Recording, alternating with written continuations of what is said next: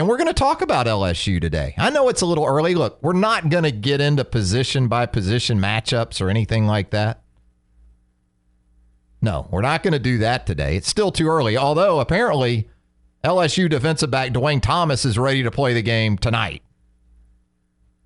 I'm sure you've heard here and from other outlets that Dwayne Thomas, the defensive back for LSU, has pretty much come out and guaranteed that the LSU defense will dominate Alabama. The Alabama offense. Confident bunch right now. But what do we really know about LSU, especially under Ed Orgeron? Do we know anything different about LSU that we didn't already know? Other than they finally removed the dark cloud, the thunder cloud that was hanging over the program when they got rid of Les Miles after the Auburn game? That's why I'm not going to give Joe Oliva a lot of credit here for this perceived LSU resurgence under Ed Orgeron. The administration at LSU screwed this up back in December. So while it's all roses and bouquets now, when I look at this LSU team, I think about what they could have been had the LSU administration taken care of business like it should have back in the offseason. This is a 2-loss LSU team. And it shouldn't be a 2-loss LSU team. If things were handled correctly, this would very likely be an undefeated LSU team. Because again, when you look at rosters, LSU, Alabama, it's the top 2 rosters in the Southeastern Conference. So I don't think we should even be having this conversation of this inspirational turnaround under Ed Orgeron. And again, what do we really know about LSU? Well, here's what we know about LSU post Les Miles. They've played 3 games. They've won all 3.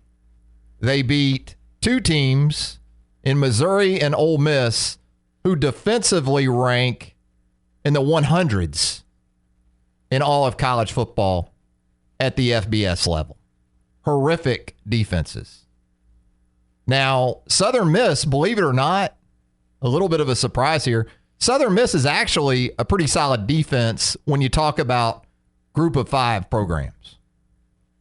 Ranked 19th in total defense in all of college football at the FBS level. So you got to give LSU some credit for that performance, that offensive outburst. But maybe, just maybe, this LSU offense, believe it or not, was starting to turn the corner about the time Les Miles and Cam Cameron were both shown the door in Baton Rouge. Even though LSU lost the game at Auburn that Saturday night about a month or so ago, you saw signs from Danny Etling at the end of the game as a quarterback that could win with that team. Can he carry that team? No. He still can't, and that's going to be the biggest problem for LSU, in my opinion, against Alabama, is that all of these free runs that Darius Geis and Leonard Fournette have been getting into the linebacker and secondary levels against porous defenses like Ole Miss and Missouri, those aren't going to happen a week from Saturday night. I could see Fournette breaking a run or two, because I'm still not convinced when you talk about the front 7 being built for an offense like LSU's. I don't think it's to that point like it was a year ago when you had Jaron Reed and you had A'Shawn Robinson, Reggie Ragland to go along with those inside linebackers. I think Alabama's still very, very good, and relatively speaking to the rest of college football, probably still the best front 7. But that defense a year ago for Alabama was custom made for what LSU likes to do the most. And don't confuse yourself.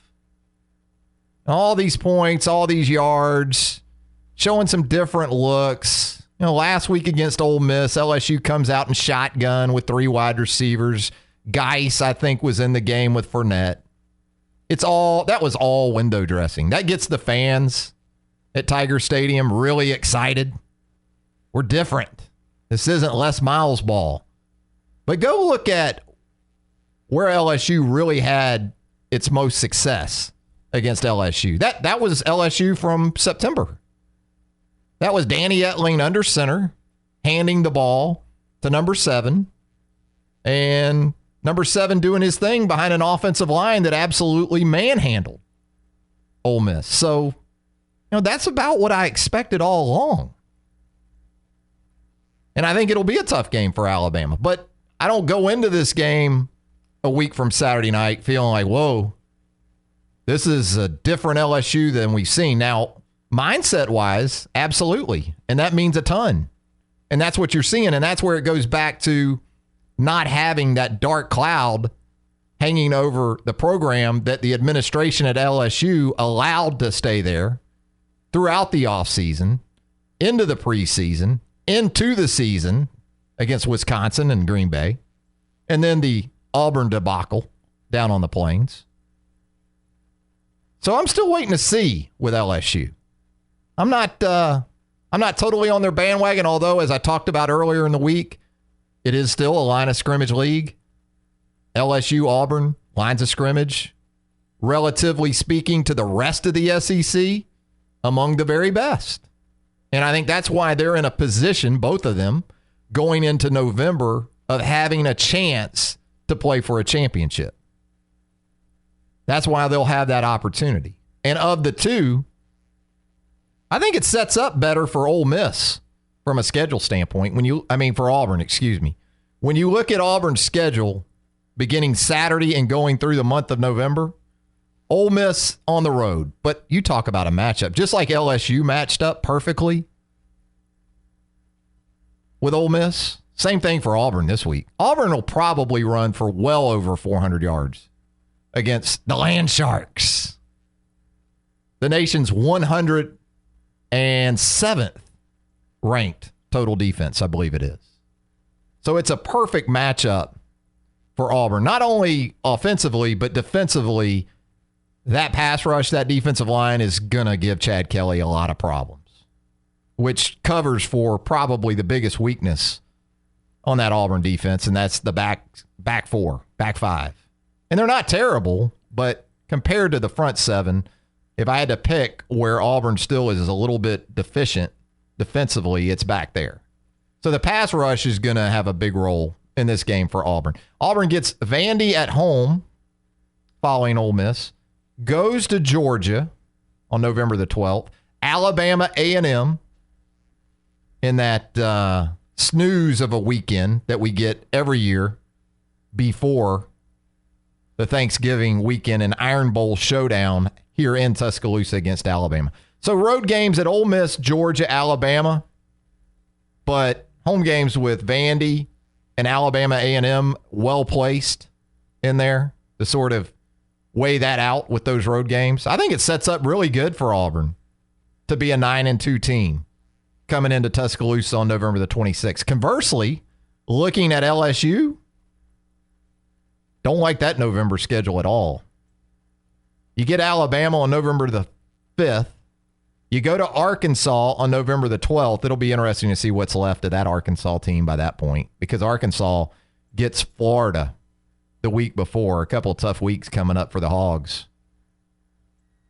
And then LSU gets the home game it poached from Florida. That home game that LSU coveted with Florida in the Hurricane Matthew situation. Well, they get it, but guess what? They get it on November the 19th, and then 5 days later, the Tigers go to Texas A&M on a Thursday Thanksgiving game on the regular season's final week. So no matter what happens a week from Friday night in Baton Rouge, I don't see LSU winning the Western Division title. If LSU beats Alabama, I don't see LSU running the table after that at Arkansas, Florida, at A&M. They're going to lose one of those three.